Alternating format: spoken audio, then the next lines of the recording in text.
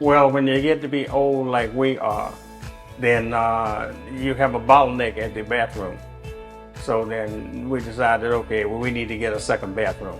We got two other estimates prior to Golden View, and Golden View gave us the best estimate. I needed a seat to be able to sit down. Sometime my back gave me problems, so I asked Eleanor, could she recommend a seat, and she did, and it's beautiful. It's fold up, and that way it gets out of the way. And then they built it so that I could just, raise my feet a little bit and get in there, and that was good for a safety reason. And she was saying that the Eisenberg fixtures, shower fixtures, whatever, was very good, and they last a long time. So that was beautiful also.